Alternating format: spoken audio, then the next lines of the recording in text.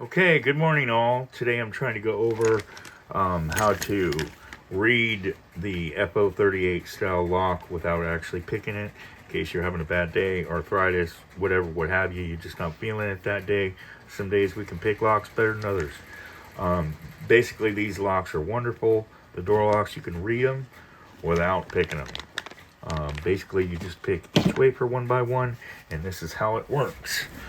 Okay, so these are the digits here. I got them all off my key machine, read the key, have verified those are the digits. Okay, recut it at that, made a spare key for it, and the whole deal. So, anyways, and here we go.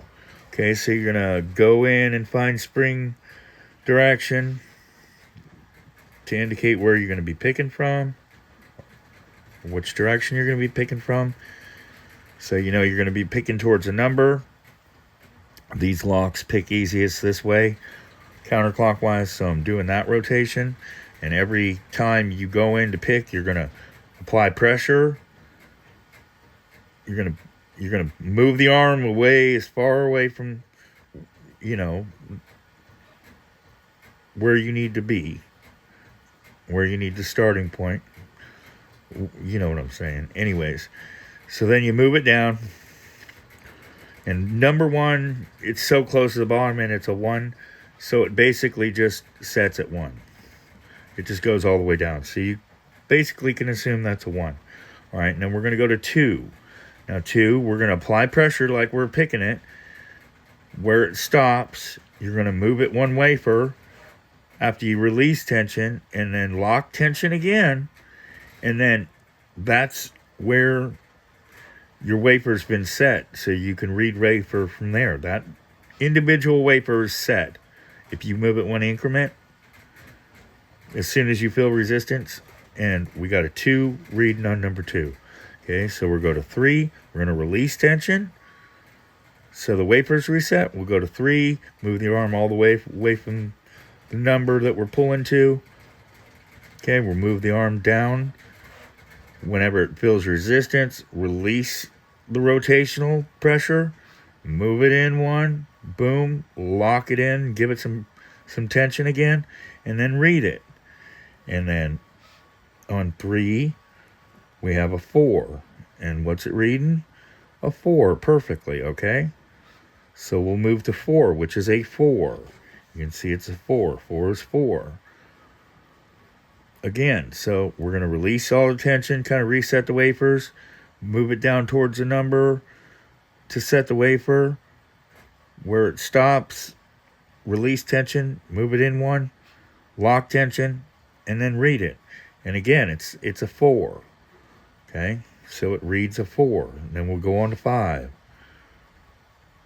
Okay, same process again. Give it tension, set that wafer 1 increment, and then read it. And then we're reading off the 5, we are reading a 3.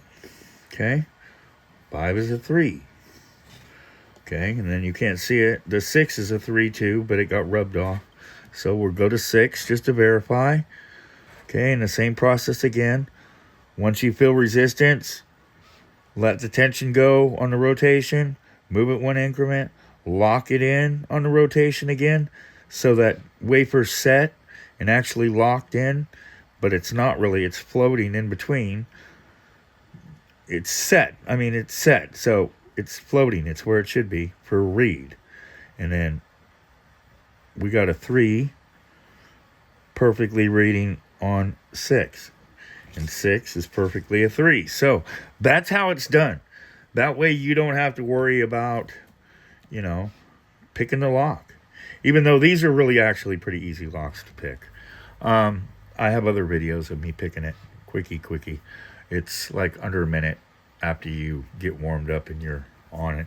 Anyways, I hope you guys get the gist of this. I hope it helps you. It's a nice little cheat that'll get you down the road and get you to where you can cut a key if you're having a problem doing a lockout or all keys lost or whatever, what have you. Again, I hope you enjoyed the video. If you did, like. If you didn't like, dislike. If you want to see more, and you appreciate my stuff, then subscribe. All good. I hope you all are doing wonderful. Peace out.